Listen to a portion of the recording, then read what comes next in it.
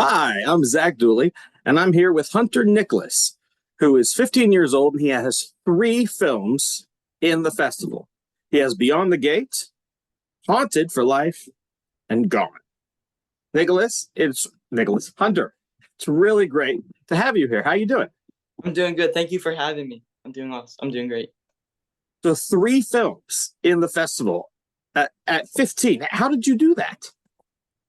I started acting since I've been 9, and base, being on set really, I love being on set. And during quarantine, I there wasn't a lot of jobs going on, so I that's when I discovered filmmaking. I started with like some short videos, and then it led to what I'm doing now, and it's been amazing. And all the experience on set really has put me where I am today. So. Well, I have to say it's to me it's really impressive. Anytime anybody can get any film made and submitted to festivals, let alone three. So how do you balance that in school?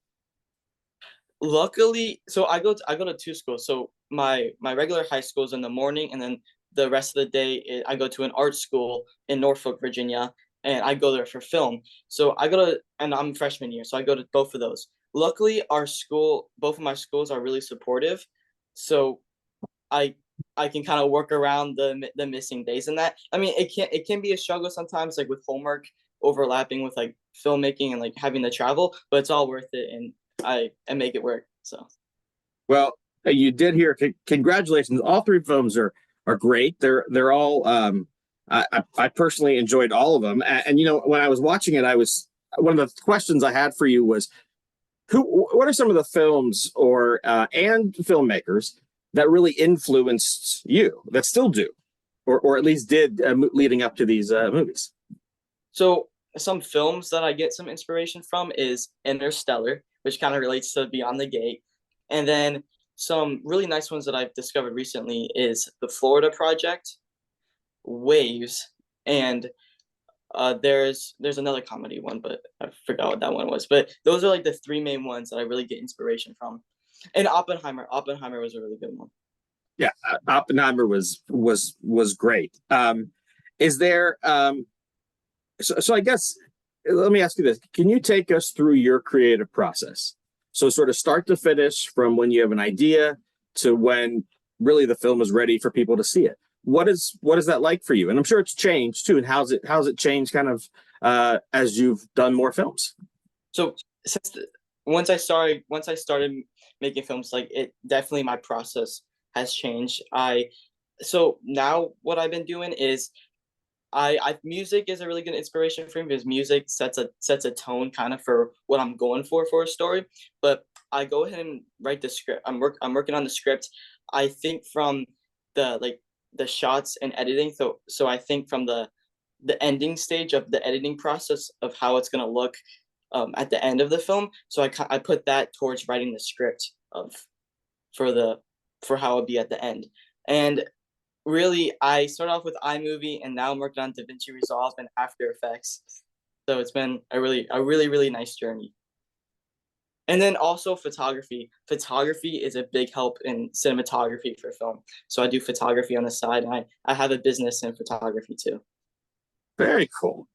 So after you have the script written, then what are you shooting your films on?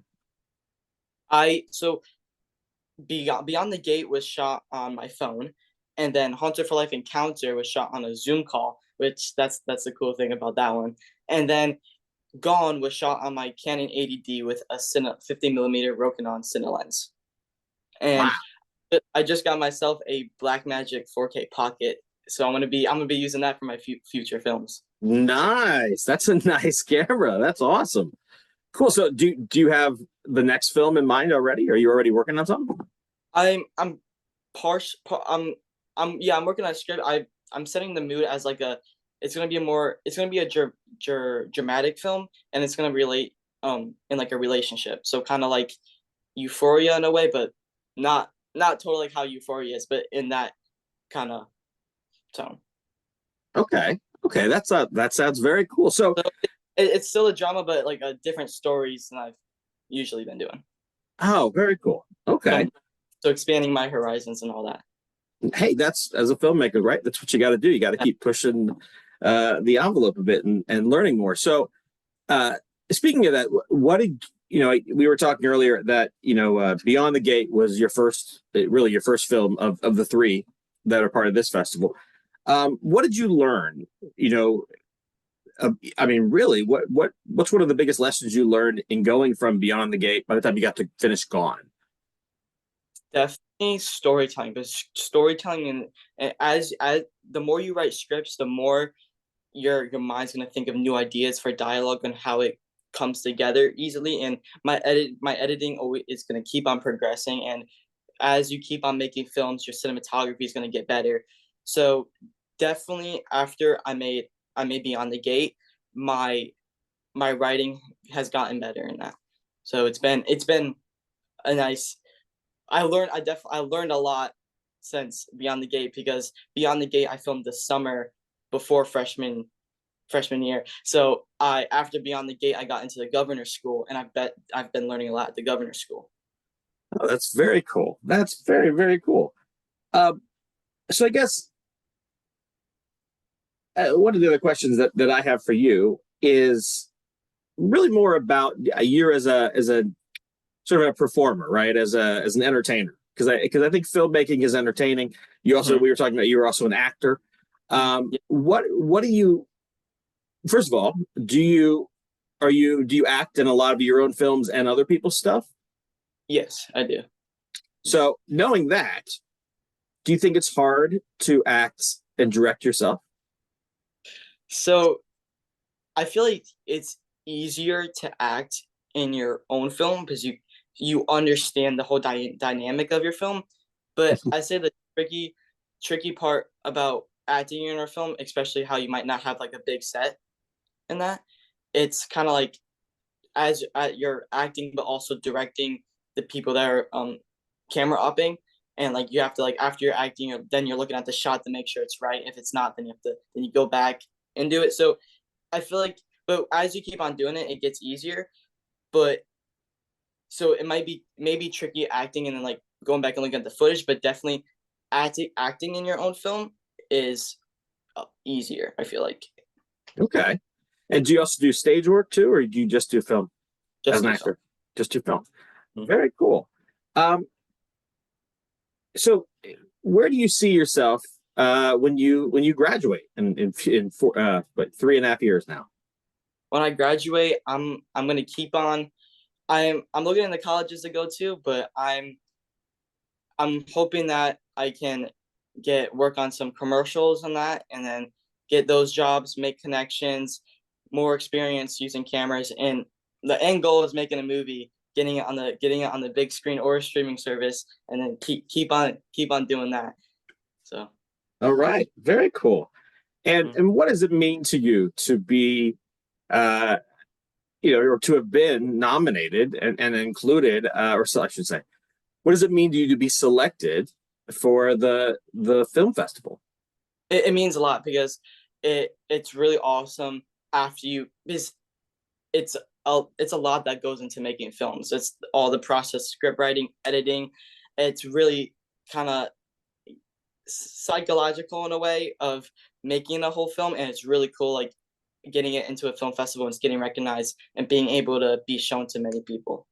So it's definitely a rewarding feeling with all that. Good. Well, congratulations again. I mean, three films for anybody, no matter what age you are, would be incredibly impressive. The fact that you did it at 15 is really, really impressive. So I guess the Yeah. last question I have for you is, if there was if you could do any movie, redo any movie ever done, but you put your own spin on it, right? What film would that be? So any film that I haven't made that's been published.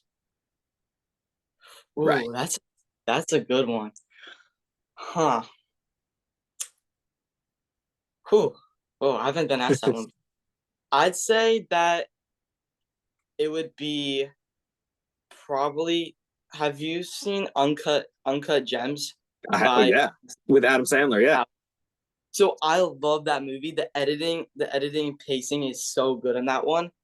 I love it's like I love the ending of like how Adam Sandler like died at the end of the movie, but I feel like maybe it might have been a little bit too abrupt in a way. I feel like Okay. of Yeah. a little bit, but yeah, I feel like Uncut, but like I feel bad saying like Uncut Gems at the end because it was such a good movie, but I feel like the ending could have been a little bit better in that one movie. Well, hey, but that's a it's good enough, right? That you would want to redo the ending to give it just a little bit of different feel. But I think it's interesting you're talking about the cutting, right, and how fast the editing was. Like, it's one of the things I liked about that too. And I was sort of trying to think about some other movies that kind of do that in a really unique kind of way, that really like bring you into the film. And there's a lot. I mean, when you start thinking about it, there's a lot of styles. I don't know, I mean, you're only 15, so I don't know how many of those kind of odd, weird ones, that you maybe have seen, but there's you definitely have some cool films in your future. I guarantee you when you start getting into some of the stuff, especially from like the early 90s, there's the sort of the independent film movement of that time produced a lot of really interesting films, which it was different, right? Because that was before digital, and so you couldn't actually, you actually had to go pay for film, which was really expensive. And so the way people get, so it was a lot harder to get those movies done. So, and Hollywood always changes, but that's a really interesting period to sort of go back and look to. But I feel when you were talking about that, I know that the film you're talking about, and there's a lot of real good, there's a lot of cool editing in it. Sort of like they do like repetition, right? In terms of the, Yeah, yeah, that's that's that's part about it because then it fits the scene too, and like it fits the whole movie towards the end. yeah, So that's a really good. Do you have a favorite Virginia one? And what I mean by that is, do you have a favorite movie that takes place somewhere in Virginia that feels like Virginia to you? but Because does it have to take place in Virginia or just doesn't feel have to take doesn't have to take place there, but it needs to feel like it. Because I can tell you, there's some movies like there's a movie called The Replacements with Keanu Reeves, and it's supposed to take place in uh, DC, and they shot it in Baltimore, and those two cities, because that's where I'm from, look very different. Their architecture is different. So every time I see that movie, it drives me crazy because I go, that's not the right place. There's other movies where they've shot it in Vancouver, and I believe that it's Manhattan, and I'm in Manhattan every day. So, what are there any ones that really make you feel like that remind you of your home? I should say. so the one said when inspirational movies, Waves was one of them, and it's an A24 movie. It's like you can't when you see it, the whole landscape and you see like the buildings and that, it was filmed in Florida. But that movie gave me inspiration for the movie I'm working on right now, which is gonna have like beach scenes and all that. So like if I took away the city in the movie, I I feel like I can give the vibe of that film, but in Virginia, because Virginia Beach has the beach and all that with some palm trees and that. So that's like one part that gave me inspiration for the film I'm working on right now. So That's very cool. Well, listen, I'm going to wrap us up here. I already told you I would talk longer than I did. But my last question for you, though, is so where do you see yourself? Where do you see your filmmaking future taking you? So past, now you got a streaming, yeah, you got some shows on the streaming channels, awesome. But like past that, like, if you were getting the Cecil B. DeMille Award, the Academy Awards for lifetime achievement in filmmaking, what do you want them to say all those years from now when they're talking about you and who you are as a filmmaker?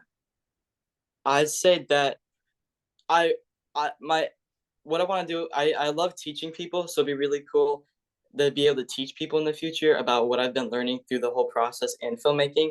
And I'm hoping that people would say that how awesome the storytelling is in the film and the thinking process that I put into the filmmaking.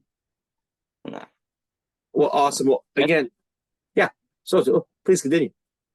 What were you going to say? I said the creativity too. Well, Hunter, you are definitely very creative, and I really want to congratulate you again for having 3 films in this year's festival, and all the best to you in your future.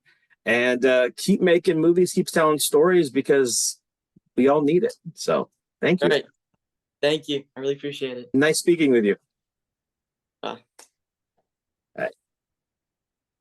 Now I'm gonna